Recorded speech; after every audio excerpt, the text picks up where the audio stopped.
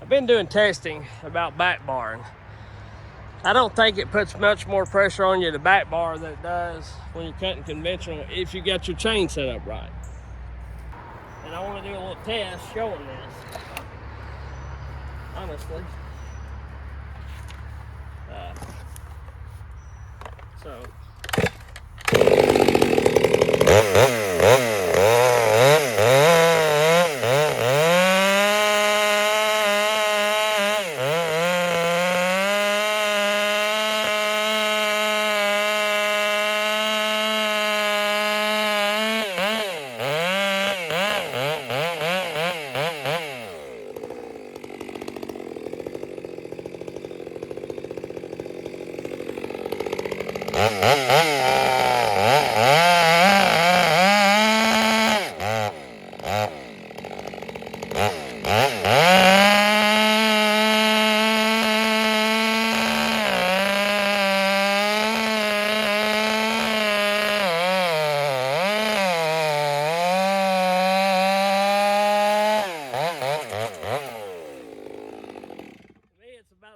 Difference. You got a little pressure, but as long as you don't have too hungry of a chain and you got your raker set right, it's not like it's that big of a deal. You know, some people make it out to like if you back bar then more than one time, then hellfire, you're gonna be wore out within 2 cuts. I know timber cutters that back bar every tree they cut all day long, and they're pumping out trees. The key is having your chain set up right. You got wood in my mouth. Yeah, I mean, was it pushing back on me?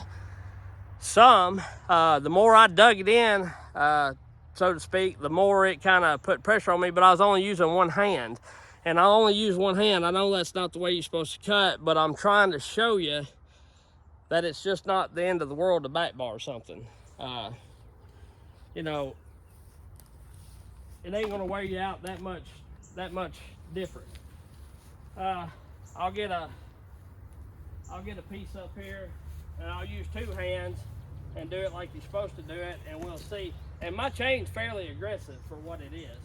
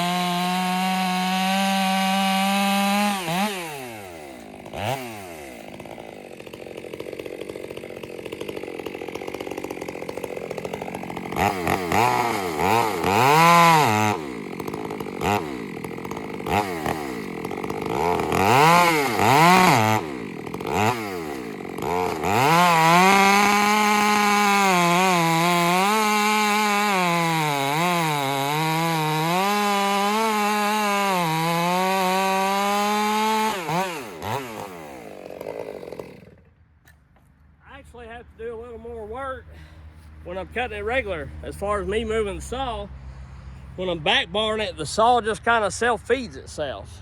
Hardly no pushing at all. You see in that one of the last cuts Like I let off of it and it was still self-feeding, and then I get on it, you know, then I push on it. And it goes a little faster, don't get me wrong, but yeah, I'm gonna call horse shit on that whole back bar deal.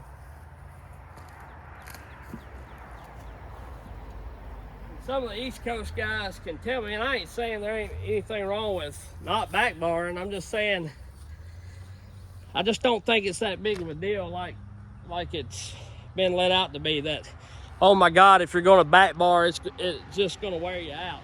I mean, hell. Honestly, and I know it's personal preference, but I just might near rather back bar once I get in the cut. Now, when you get into something, you know, a tree that's 3 foot or bigger, you know, and you're running a real long bar, back barring is not probably going to be the best, the most easiest, I wouldn't imagine. But when you're just cutting average size trees, 2 foot to 2.5 foot, 20 inches, whatever it may be, I got a 28-inch bar there, so it's not that terrible. And this is really hard wood. I can dry maple and hard maple, white oak. I got some poplar, a little bit of walnut, but every bit of it's dry.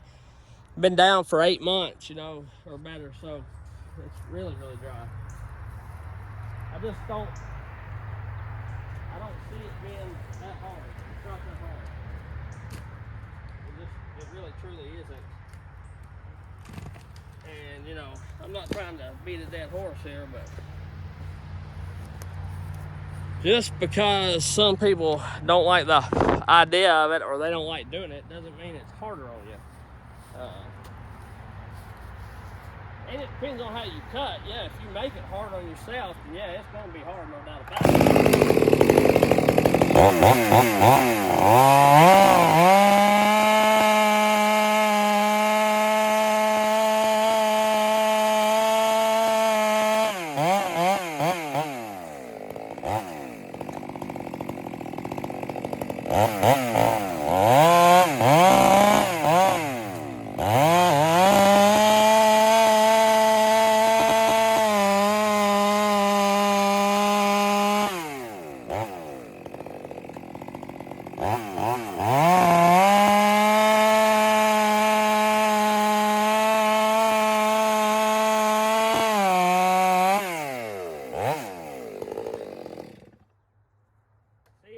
feeds the same, really.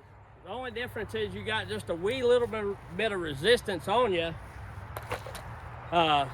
pushing against you.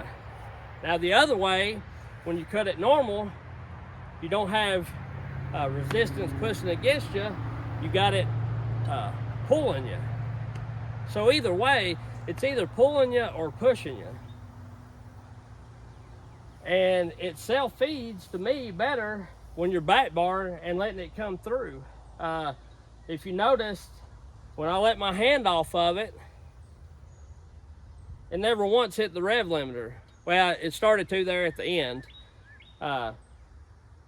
just maybe one time. But when I had it the regular way, and I let my hand off of it or was letting it self-feed, it hit the rev limiter the whole time, just damn near it. And so that tells me, and that chain is set really aggressive. Like say it's on the, not the highest setting on the West Coast gauge, but the second to highest, which I found the West Coast gauge is a little lower than the Husky gauges.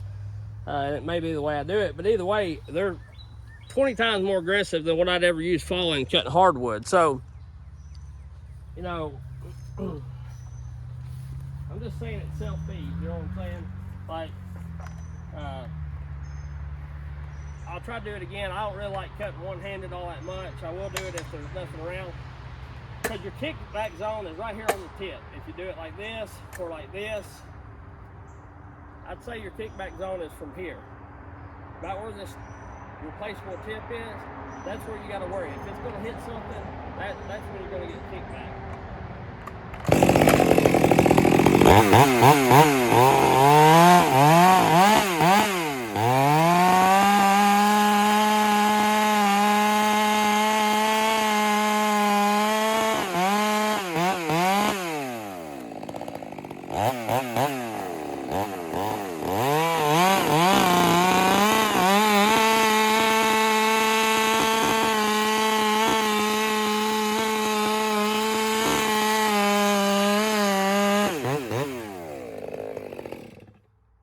Pull on it. So you tell me which one's more work. Me standing here like this, letting the saw eat, or having to pull on it. You know, I know where the whole idea comes from as far as it being harder on you and stuff. Theoretically, you think it's pushing against you, then yeah, it's going to be harder. But what they're failing to realize is either way, the chainsaw is either pulling against you or pushing against you. And no, it ain't if you got the dogs locked in on the tree, but you can lock the dogs in on the tree when you're back barring as well.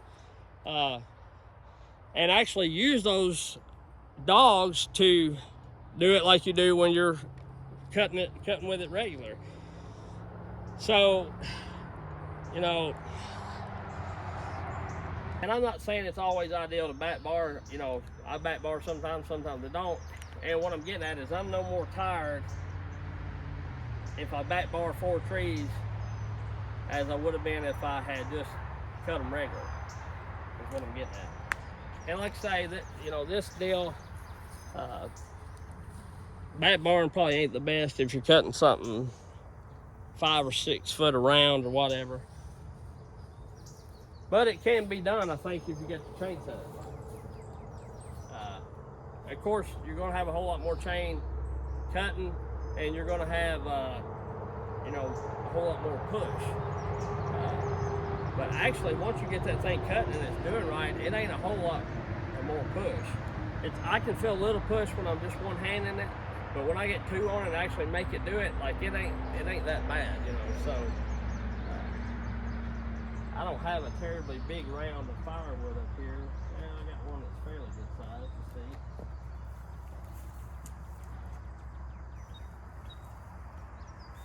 Can't dig it out. I ain't gonna dig it. I may dig this one out. It's a little bigger than what I've been doing.